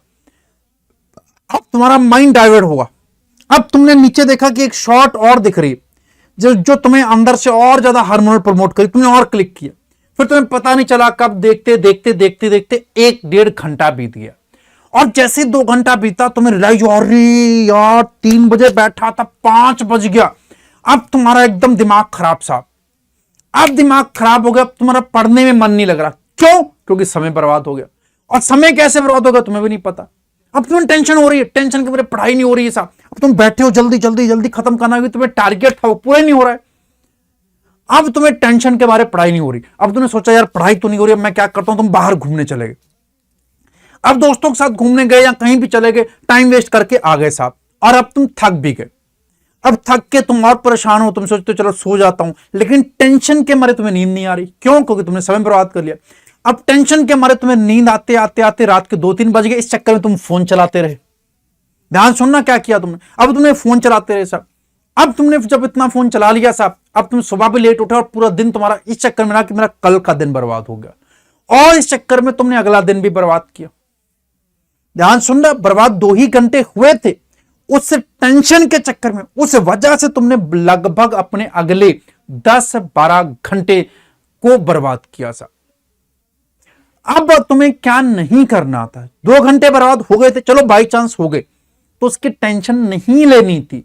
अब तुम्हें अपने आप को थोड़ी देर 20 से 30 मिनट वॉक करना था, या फिर अपने आप माइंड को रिलैक्स करना था, कुछ किसी अच्छे व्यक्ति से बात करके, या कुछ अच्छा सोच के, या कुछ अच्छा म्यूजिक सुन के अपने माइंड को रिलैक्स करना था। ठीक है, वेस्ट हो गया हो गया, अब मैं पढ़ाई फिर से शुरू करूंगा, कोई दिक्कत नहीं, हो जाता है कभी कभी। अपने मन को समझाओ और वापिस से पढ़ाई शुरू करो, जो कि तुम नहीं करते हो। इसीलिए मोबाइल का एक्सेस में यूज मत करना, जितनी जरूरत हो उतना ही यूज करना, उसकी हैबिट ही मत लगाओ। मैंने पहले ही बता चुका हूं, 21 दिन लगते हैं हैबिट बनाने में और 90 दिन लगते हैं उसको लाइफस्टाइल बनाने में। तो मुन्ना बचाओ कि ऐसी हैबिट तुम्हारी ना बने, ठीक? थोड़ा सा बचो इस चीज से। तो यही बोल रहा हूं, अपने मोबाइल को सिर्फ पर्पजफुल मीनिंग के लिए ही यूज करो, मत यूज करो किसी और के लिए। अडल्ट कंटेंट से बच्चे बचो। होता है, हर किसी के मन में आता है उबाल, ठीक है नहीं, देखने का कि नहीं नहीं लाओ देखता हूं, कुछ तो देखता हूं आज तूफानी साहब। तो मत करो बच्चे, इससे सिर्फ नुकसान होगा। और एक बार आपने देखने लगे अडल्ट कंटेंट, तो वो बार बार आपका मूड ट्रिगर करेगा साहब, आपका हर 10 दिन बाद मूड ट्रिगर होने लगेगा फिर। इसलिए बच्चों, जितना बच्चोगे, देखो जितना दूर रहोगे तो आप देखोगे धीरे धीरे डिस्टेंस बढ़ती जाएगी, लेकिन जितना पास चीजों के जाओगे उतना पास रहोगे। और रील्स देखोगे तो रील्स देखने का मन करेगा, जितना दूर होगे उतना कम करेगा। तो बचो। अच्छा, ये सारी बातें दिसंबर तक फॉलो हो जाती, दिसंबर के बाद फॉलो होने में दिक्कत होती, ठीक? अब देखो दिसंबर तक फॉलो होने का सेंस क्या, इधर देखो, देखो अक्सर मैं बच्चों को देखता हूं, देखो तुम्हारा ग्राफ बता रहा हूं, अभी बता रहा हूं, ये देखो,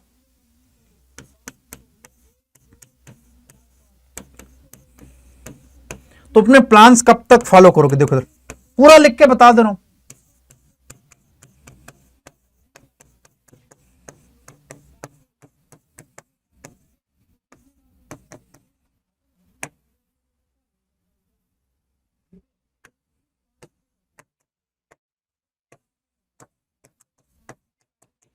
ये देखो, मान लेता हूं कि मई में इधर एग्जाम है, यहां पे मई में एग्जाम है तुम्हारा साहब, ठीक?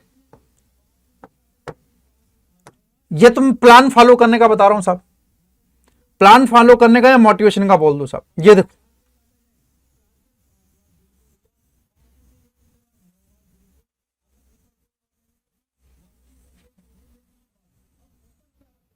ये देखो, ये ग्राफ है तुम्हारे मोटिवेशन का या प्लान फॉलो करने का। ध्यान रखना, तुम यही रहेगा तुम्हारा, अगर तुमने सुधारा नहीं, ठीक है नहीं, या प्लान फॉलो करने का ये ग्राफ रहेगा। देख लो कि अगस्त में थोड़ा बहुत अप डाउन होगा, सितंबर में थोड़ा बहुत होगा, फिर थोड़ा बहुत होगा, फिर चलता रहेगा, कोई दिक्कत नहीं है, अच्छा है। और ये धीरे धीरे नवंबर दिसंबर से जैसे सिलेबस ज्यादा हो जाएगा, जैसे तुम्हारे हाथ पैर फूलना शुरू होंगे, जैसे टेस्ट का नंबर बढ़ने लगेगा, जैसे रिवीजन ज्यादा करना पड़ेगा, अब तुम अपने आप को ऐसे छोड़ने लगोगे, तुम्हें यहां से फील करना शुरू करते हो। देखना इधर, नवंबर दिसंबर से तुम फील करना शुरू करते हो कि यार हो नहीं पा रहा है। जनवरी आते आते लगने लगता है यार लग रहा है इस साल हो नहीं पाएगा। फरवरी आते आते अपने आप को तुम कन्विंस कर लेते हो, अभी बहुत दूर है, अपने आप को कन्विंस कर लेते हो कि यार अब लग रहा कुछ नहीं हो पाएगा। और फरवरी लास्ट आते आते मान लेते हो कि अब अगले साल कहां पढ़ना है, कहां तैयारी करनी है, मान लेते हो। आओ समझाता हूं कहां गलती कर रहे हो। देखो इधर, देखो गलती कहां कर रहे हो, क्यों डिप्रेस हो रहे हो, इसका भी मान लो समझो। मान लो 270 चैप्टर थे साहब, ठीक है नहीं, 270 chapter total physics chemistry bio में, ठीक है नहीं, सॉरी 72 चैप्टर में फिजिक्स केमिस्ट्री और बायो के अंदर। फिजिक्स केमिस्ट्री और बायो में लगभग कितने चैप्टर हैं बच्चे, 270 चैप्टर मान लो। देखो मान लो कि फिजिक्स में देखो बच्चे 29 चैप्टर हैं लगभग, केमिस्ट्री में लगभग 20 चैप्टर हैं, और इसमें लगभग 19 और 13 चैप्टर हैं। क्लास 11th में 19 चैप्टर हैं और क्लास इसके अंदर 12th के अंदर 13 चैप्टर। टोटल चैप्टर मान लेता हूं इतने साहब, ठीक, ध्यान सुनना, 72 चैप्टर्स के अंदर, ठीक। अब मान लेते हूं कि देखो तुमने शुरू किया अगस्त से पढ़ाई, अगस्त, सितंबर, अक्टूबर, नवंबर और दिसंबर। देखो दिसंबर में एक्चुअली में टेंशन डिप्रेशन शुरू होती है साहब, ठीक। मान लेता हूं कि अगस्त से लेके दिसंबर तक सबसे कम बच्चे फिजिक्स होती है। देखो फिजिक्स में मान लेता हूं कि अब तक 19 चैप्टर हो गए साहब, केमिस्ट्री में मान लेता हूं कि अब तक 10 चैप्टर हो गए, और बायो में मान लेता हूं साहब, ठीक है नहीं, ये देखो लगभग अगर ये चैप्टर दोनों को काउंट करोगे तो देखो 20, ये 32 चैप्टर है बच्चे, 32 चैप्टर है।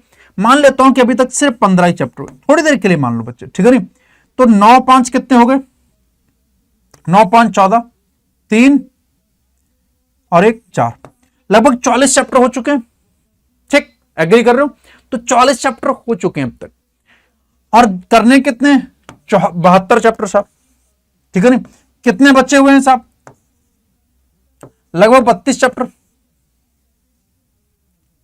ठीक, 32 चैप्टर बचे हुए, 44 हो चुके हैं। अब 44 तैयार कर चुके हो, लेकिन तुम्हें दुख किस चीज का होता है, इन 32 का।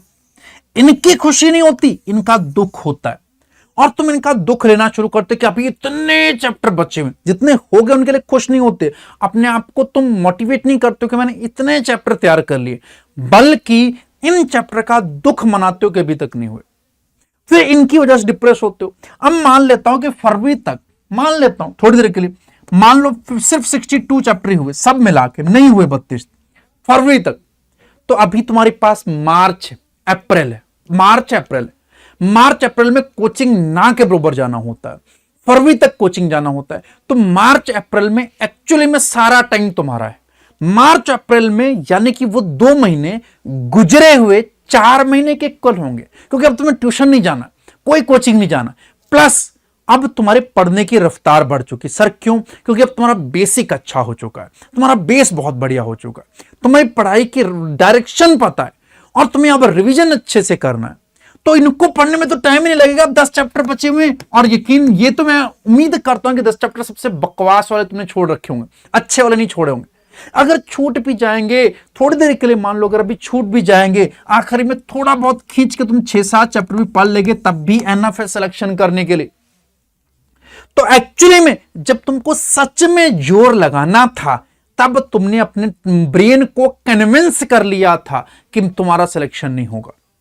एक्चुअली में जब तुमको एफर्ट लगाने शुरू करने थे, यहीं पे तुमको एफर्ट बच्चे बढ़ाने थे। ये जो ग्राफ इधर को आ रहा था, ये एक्चुअली में ग्राफ ऐसे जाना चाहिए था और आराम से सिलेक्शन लाइन को क्रॉस हो जाता, ये होना चाहिए था, बट तुमने ऐसे किया, इस वजह से तुम्हारा सिलेक्शन नहीं होता। सिलेक्शन ना होने के कारण ये 3-4 मंथ होते हैं, यहां तक सब फॉलो कर लेते, वो हर कोई फॉलो कर लेता। 23 लाख में अगर 12 लाख भी सीरियस एस्पायरेंट है, तो 12 में से 10-11 लाख बच्चा इसको फॉलो कर लेता है। दिक्कत आती ही इसके बाद। तो अगर तुम सीरियस हो तो यहां पे आके अपनी मेंटल हेल्थ को बहुत ध्यान रखना। यहां से सबसे ज्यादा मेंटल हेल्थ पे वल्नरेबिलिटी आती है, सबसे ज्यादा परेशान बच्चा यहां से होता है। तो आपको सबसे ज्यादा ख्याल दिसंबर से लेके मार्च तक अपनी मेंटल हेल्थ का ध्यान रखना है, ठीक है मुन्ना? क्या कर पाओगे?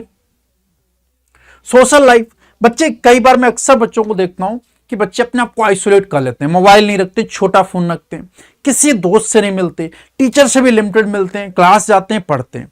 ऐसा शुरू में करने में तो बड़ा अच्छा लगता है, लेकिन वही बात दिसंबर में आके जब नेगेटिविटी आती तो नेगेटिविटी निकल नहीं पाती। इसीलिए थोड़ी सी सोशल लाइफ रखो, एकदम शून्य मत करो।